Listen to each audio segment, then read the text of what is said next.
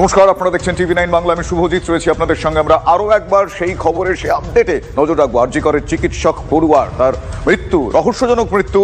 তার ময়না তদন্তে যে প্রাথমিক রিপোর্ট পাওয়া গিয়েছে তাতে খুনের ইঙ্গিত, শুধু খুন নয়, সেক্ষেত্রে ইঙ্গিত রয়েছে শ্বাসরোধ করে খুন করা হয়। ধর্ষণের সম্ভাবনার কথাও এক্ষেত্রে উড়িয়ে দেওয়া যাচ্ছে না, তার কারণ ময়না তদন্তের প্রাথমিক রিপোর্টে ধর্ষণের কথাও কিন্তু উল্লেখ রয়েছে। পাশাপাশি যৌনাঙ্গে ক্ষতচিহ্ন পাওয়া গিয়েছে, চোখ দিয়ে রক্তপাতের উল্লেখ রয়েছে এই রিপোর্টে। ফলে পুলিশের ভূমিকা প্রশ্নের মুখে পড়েছে। সিবিআই তদন্তের দাবি জানিয়েছেন বিরোধী দলনেতা শুভেন্দু অধিকারী। আপনাদের দেখাই বিস্তারিত। মহিলা চিকিৎসক পড়ুয়াকে ধর্ষণ করে খুনের অভিযোগে তোলপাড় রাজ্যের প্রথম সারির হাসপাতাল আরজি কর।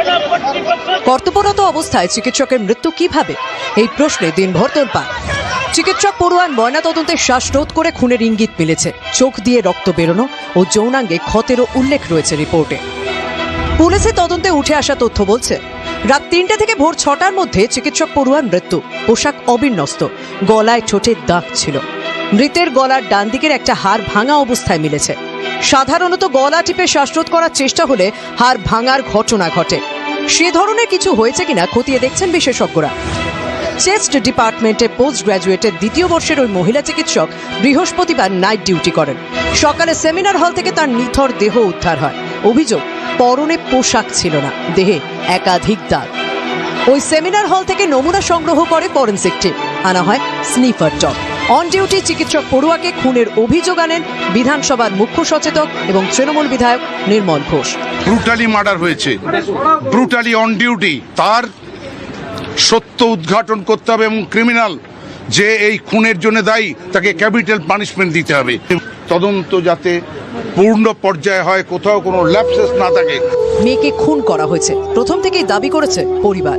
আমার মেয়েটাকে খুন করে ফেলেছে এরা, আমার মেয়েটাকে মেরে ফেলেছে। আমার একটা মাত্র মেয়ে, অনেক কষ্ট করে ডাক্তার করেছিলাম, লোকের সেবা করতে এসে নিজেই খুন হয়ে গেছে। মৃত রহস্য উদ্ঘাটনে সিবিআই তদন্তের দাবিতে সরব হয়েছেন রাজ্যের বিরোধী দলনেতা। ইমিডিয়েটলি স্টেট গভর্নমেন্টের উচিত সিবিআই কে কেস হ্যান্ডওভার করে দেওয়া। যদি না করেন, ওরা করবে না, তাহলে পরিবারকে বলবো যে আপনারা কোর্টের দ্বারস্থ হন। যদি এটি হত্যাকাণ্ড হয়ে থাকে, হত্যাকারী কোনো অবস্থায় ছাড়া পাবে না। ফলে পুলিশের তদন্তে আমরাও আস্থা রাখছি, আপনারাও আস্থা রাখছেন। সেমিনার রুমে সিসিটিভি থাকলে মৃত্যু রহস্যের সমাধান সহজেই হতে পারত, কিন্তু সিসিটিভি নেই সেমিনার রুমে। তা জেনে কি ওই মহিলা চিকিৎসককে ওই রুমে নিয়ে যাওয়া হয়েছিল? উঠে আসছে একাধিক প্রশ্ন। সৌরভ দত্ত, সুপ্রিয় গুহ, সুশোভন ভট্টাচার্যের রিপোর্ট, টিভি9 বাংলা। একাধিক প্রশ্ন যেরকম উঠে আসছে, একাধিক চাঞ্চল্যকর তথ্য সামনে চলে আসছে। প্রত্যক্ষদর্শী যারা আই উইটনেস, তাদের যা বিবরণ তা চাঞ্চল্যকর। অর্ধনগ্ন অবস্থায় চিকিৎসকের দেহ উদ্ধার, নিহতের মুখ থেকে রক্তপাত, যৌনাঙ্গ থেকে রক্তপাত, নিহতের বাঁ পায়ে পেটে আঘাতের চিহ্ন, নিহতের ঘাড়ে আঘাতের চিহ্ন, ডান হাতের অনামিকায় আঘাতের চিহ্ন। অর্ধনগ্ন অবস্থায় দেহ উদ্ধার। দেহ উদ্ধারের সময় পরনে ছিল গোলাপি রঙের কুর্তি, যৌনাঙ্গের কাছে পড়েছিল চুলের ক্লিপ, ভাঙা চশমা পড়েছিল মৃতদেহের কাছে। দেহ পাওয়া যায় একটি নীল ম্যাট্রেসের ওপর চুল পড়েছিল, ম্যাট্রেসে রক্তের দাগ পাওয়া গিয়েছে। এখনো পর্যন্ত আর কি কি তথ্য জানা যাচ্ছে আমি জানবো। আমার সহকর্মী সৌরভ দত্ত এই মুহূর্তে রয়েছেন। সৌরভ, এখনো পর্যন্ত প্রাথমিক রিপোর্টে এবং প্রত্যক্ষদর্শীদের বিবরণে যা জানতে পারা যাচ্ছে তাতে এক প্রকার খুনের ইঙ্গিতটা অনেকটাই স্পষ্ট, সেক্ষেত্রে ধস্তাধস্তি হয়েছিল সেটাও জানতে পারা যাচ্ছে। কিন্তু সার্বিকভাবে নিরাপত্তা নিয়ে প্রশ্ন উঠছে, সার্বিকভাবে বেশ কিছু বিষয় নিয়ে এক্ষেত্রে সন্দেহ দানা বাঁধছে। কি কি জানা যাচ্ছে আর লেটেস্ট আর কি কি জানতে পারলে?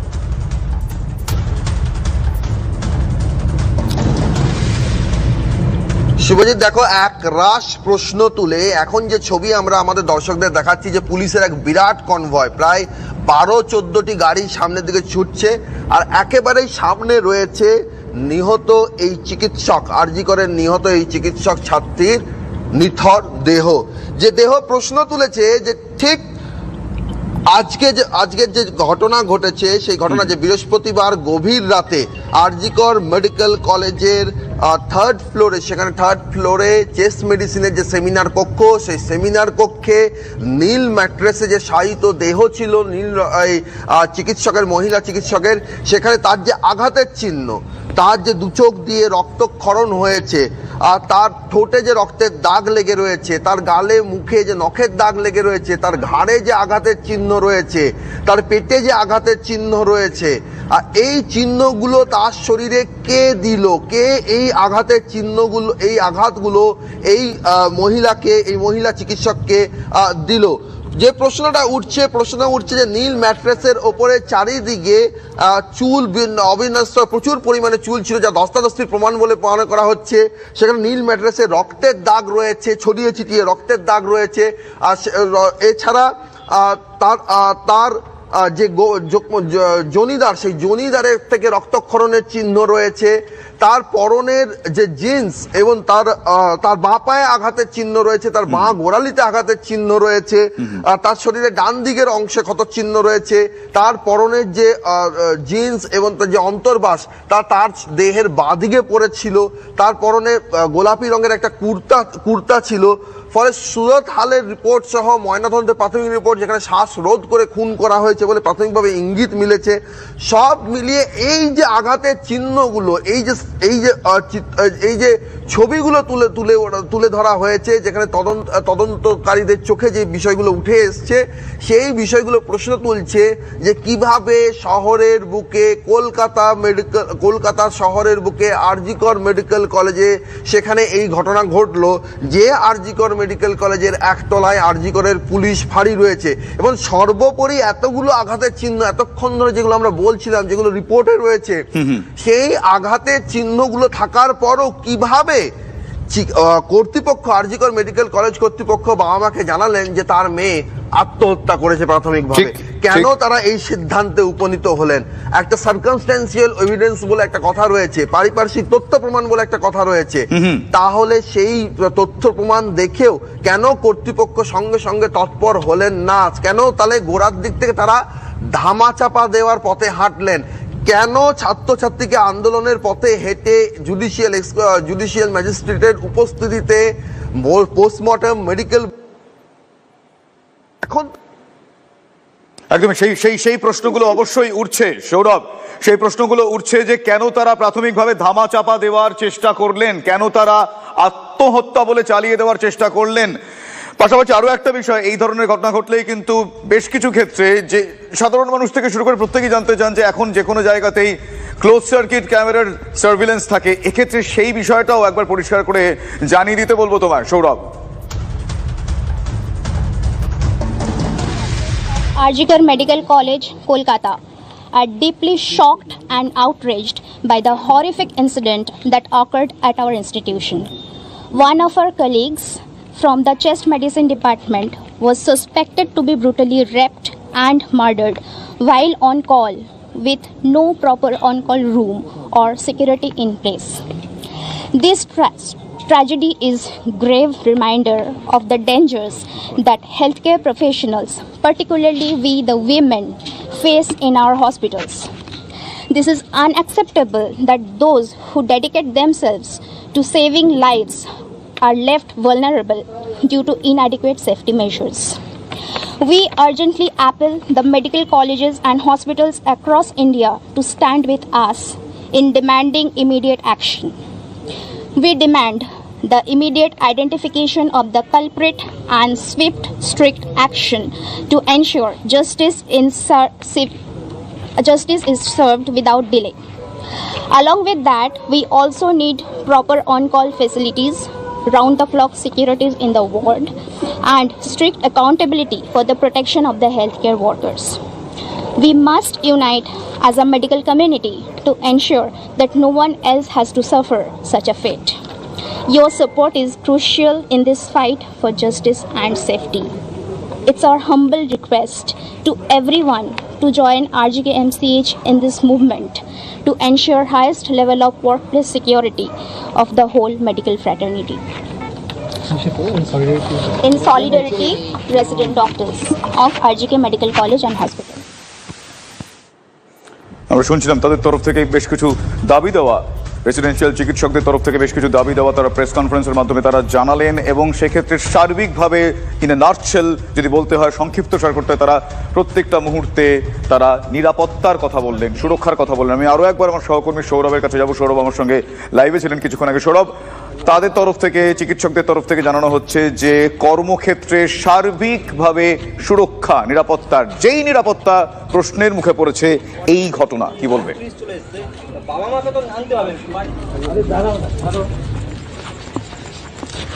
শুভজিৎ, এই সাংবাদিক বৈঠক একটু আগে রেসিডেন্সিয়াল ডক্টরস অ্যাসোসিয়েশন যে সাংবাদিক বৈঠক করলেন, তুমি যদি তার শব্দ বন্ধ খেয়াল রাখো, সেখানে পরিষ্কার তারা বলছেন রেপড অ্যান্ড মার্ডার্ড।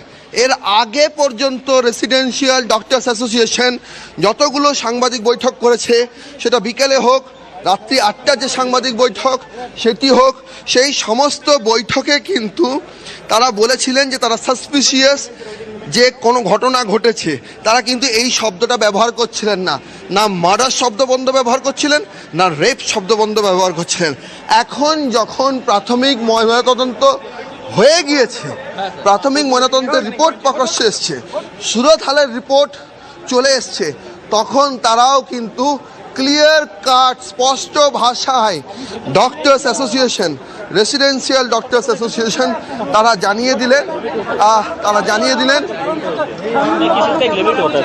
জানিয়ে দিলেন যে পুরোপুরিভাবে ধর্ষণ এবং খুনের ঘটনার কথা সেটা কিন্তু তারাও তাদের বিবৃতির মাধ্যমে জানিয়ে দিলেন। এবং একই সঙ্গে সেই বিবৃতির প্রেক্ষিতে তারা এটাও দাবি করলেন, নিরাপত্তার দাবি করলেন, সিকিউরিটির দাবি করলেন। এই দাবিটা কেন করলেন? তার কারণ হচ্ছে যে কলকাতা শহরে অবস্থিত একটি মেডিকেল কলেজ, সেই মেডিকেল কলেজের একেবারে প্রিমাইসেসের ভেতরে রোগীর যে ওয়ার্ড, সেই ওয়ার্ডের ভেতরে যেখানে ডক্টরসদের সেমিনার রুম, সেখানে এই ধরনের একটি ঘটনা ঘটে গিয়েছে। এবং তারা কিন্তু স্পষ্টভাবেই তারা বলে দিলেন যে তার নিরাপত্তার বিষয়টিকে সামনে রেখে এবং যে কালপিট যে এই ঘটনায় যুক্ত, তার যথাযথ কঠোর শাস্তির দাবি কিন্তু তারা করলেন। সব মিলিয়ে এই ঘটনা রাজ্য প্রশাসনে অস্বস্তি বাড়িয়েছে, আর অস্বস্তি বাড়িয়েছে বলে পুলিশের কড়াকড়ি নিরাপত্তার মধ্যে এখানে তুমি দেখতে পাচ্ছ যে শ্মশান ঘাট, সেখানেও পুলিশের নিরাপত্তার ব্যবস্থাটা তুমি দেখো যে এখানে কিন্তু তারা কিন্তু এখানে কিন্তু হাজির হয়েছেন। এবং একটা দেখাবো যে আইন শৃঙ্খলা পরিস্থিতির অবনতি হতে পারে সম্ভবত, সেই আশঙ্কায় টিয়ার গ্যাসের সেলও রয়েছে। মৃতদেহ তার সৎকার হবে পানিহাটির শ্মশানে, আর সেখানে মহিলা চিকিৎসক যার প্রাথমিক ময়নাতদন্তের ইঙ্গিত যে ধর্ষণ করে খুন করা হয়েছে, সেই রকম একটি ঘটনা যেখানে নিরাপত্তার অভাব বিষয়টি বারবার স্পষ্ট হয়ে আসছে। হাসপাতাল চত্বরের ভেতরে কেন মহিলা চিকিৎসকদের নিরাপত্তা সুনিশ্চিত করা গেল না, সেই প্রশ্নটা উঠছে। তার কারণ বছর 7 আগেই নীলরতন সরকার মেডিকেল কলেজে এক চিকিৎসক নিগ্রহের ঘটনাকে ঘিরে সারা রাজ্য জুড়ে যে ডাক্তারদের আন্দোলন হয়েছিল, তারপর কয়েক দফা দাবি সনদ তৈরি হয়েছিল ডাক্তারদের নিরাপত্তা সুনিশ্চিত করার প্রশ্নে। সেখানে প্রত্যেকটি মেডিকেল কলেজে এসিপি পদমর্যাদার আধিকারিক, তাদের জন্য নতুন কক্ষ তৈরি হয়, অফিস কার্যালয় তৈরি হয়। যে কারণে আজকে তুমি যেরকমটা শুরুতেই বললে সৌরভ, আজকে প্রেস কনফারেন্সে তাদের কাছ থেকে বারবার এটাই শোনা গেল যে তারা এক্ষেত্রে বারবার বললেন যে মার্ডার এবং রেপ এই দুটো শব্দ তারা ব্যবহার করলে শুধু তাই নয়, চিকিৎসা ক্ষেত্রে এই তাদের কর্মক্ষেত্রে সেখানে তারা সার্বিকভাবে নিরাপত্তার দাবি করলেন, এবং এই ঘটনায় যারা দোষী তাদের কঠোর শাস্তির দাবি করলেন তারা।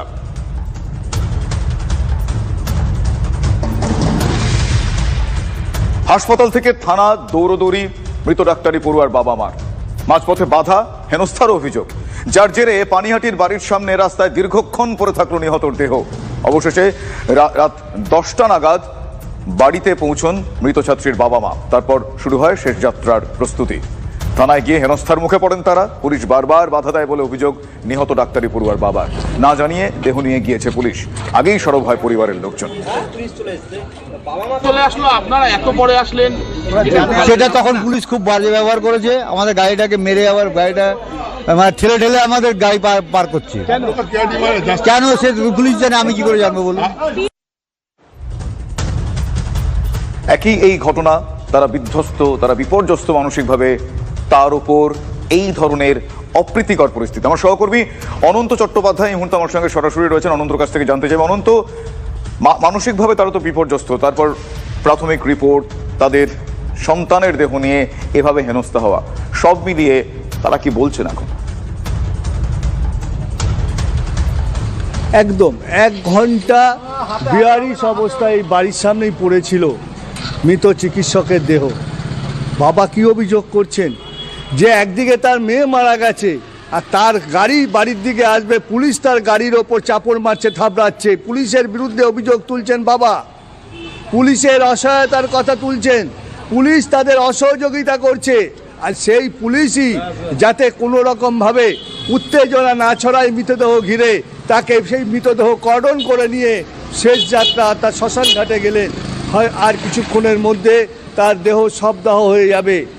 এলাকার বাসিন্দারা কি বলছেন দাদা, আপনারা কতটা শোকার্ত, কি বলছেন এই ঘটনা? কতটা আমরা ভাষায় প্রকাশ করতে পারবো না। সন্দেহজনক কেন বলছেন? সন্দেহজনক যে রকম সিমটম দেখা যাচ্ছে সেখানে বোঝা যাচ্ছে এটা কোন।